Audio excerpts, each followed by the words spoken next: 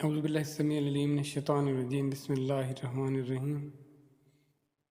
یہ سورۃ یاسین آیت 6 ہے۔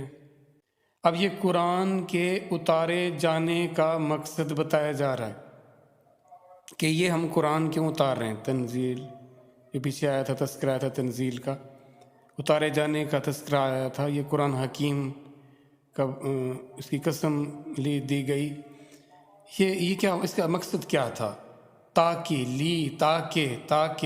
اس لیے کہ اس کی ریزن، اس کی وجہ بتائی جا رہی ہے کہ اس سے خبردار کرنا ہے کہ ان کو خبردار کرنا ہے جو کہ غافل ہیں،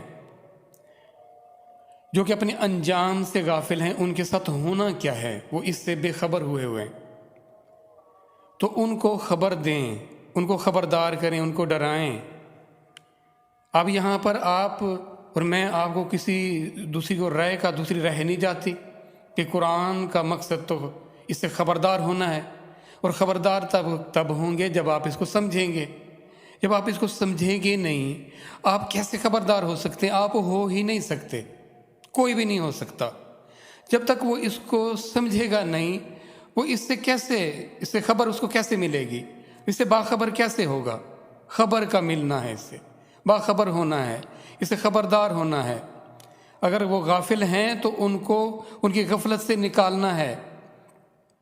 بغیر سمجھ کے پڑھنے سے آپ غافل کے غافل ہی رہتے ہیں، آپ کو پتہ ہی نہیں ہوتا۔ جو چیز ہڈن ہو جائے، جس کو کھولا ہی نہ جائے، جو بند رہے، اس سے آپ کیسے آگاہ ہوں گے؟ تو اس سے خبردار کرنا ہے، باخبر ہونا ہے، قرآن سے باخبر ہونا ہے۔ اور ہمیں کیا بتایا گیا؟ ہمیں قرآن کا تعارف کیا کرایا گیا؟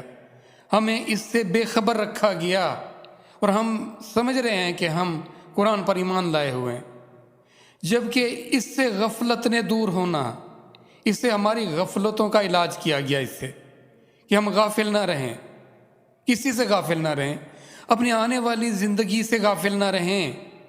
باقی یہ زندگی تو ہے، یہ تو کھلی ہوئی ہے، کسی نہ کسی طرح تو جی جائیں گے اسے۔ کچھ بھی نہ آپ کرو، کچھ بھی نہ کرو، آپ جی جاؤ گے۔ یہ نہیں ہے کہ آپ کی زندگی ادھر سے ادھر ہو جائے گی، کسی نہ کسی طریقے سے آپ یہاں جی جائیں گے، کامیابی کے ساتھ یا ناکامی کے ساتھ جینا تو ہے، جی جائیں گے۔ مسئلہ کیا ہے؟ مسئلہ تو آگے کی زندگی کا ہے، آنے والے جہان کا ہے، جس سے ہم غافل ہیں۔ ورنہ یہاں تو کوئی غفلت نہیں ہے، اپنے طریقے سے ہر بندہ کسی نہ کسی طریقے سے وہ آگہی میں لگا ہوا ہے، جس سے اس کا گزارا ہو رہا ہے۔ تو اصل مسئلہ آخرت ہے، جس کو بھلا کے رکھا ہوا ہے۔ تو یہ قرآن اس دنیا میں کیسے جینا ہے، جینا اسی دنیا میں ہے، اگلی دنیا میں اب کیسے جا کے جی سکتے ہیں ہم؟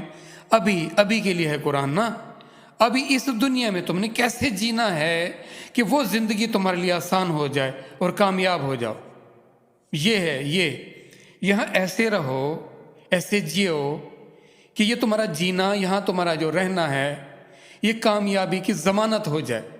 وہ کیسے جئیں، کیسے رہیں، ہمارا بیہیویئر، ہمارا ایٹیچیوڈ، ہمارا لب و لہجہ، ہمارا کردار کیسا ہونا چاہیے، ہماری سوچ کیسی ہونی چاہیے، یہ قرآن ہمیں بتاتا ہے کہ یہ ہے اس طرح ہونا چاہیے تمہارا طرز زندگی، تمہارا طرز عمل یہ ہو، اور یہ ہم ضمانت دیتے ہیں، یہ تمہیں گارنٹی دی جاتی ہے کہ تم آنے والی زندگی میں کامیاب ہو جاؤ گے۔ اگر تم نے ایسا نہ کیا، اگر تم غافل کے غافل رہے، تو پھر یاد رکھنا تم ناکام ہو جاؤ گے، تم مصیبت میں پڑ جاؤ گے۔ اور وہ جو ناکامی ہوگی اور وہ جو مصیبت ہوگی، وہ یہ نہیں ہوگی کہ کچھ دنوں کی ہوگی، کچھ سالوں کی ہوگی، کچھ صدیوں کی ہوگی، وہ ہمیشہ ہمیشہ کی ہوگی۔ یہ ہے اصل ہماری غفلت۔ یقین کریں، ہم انتہائی غفلت کی زندگی گزار رہے ہیں، اس دھوکے کی زندگی میں پڑھ کر، اس آخرت سے غافل ہو کر۔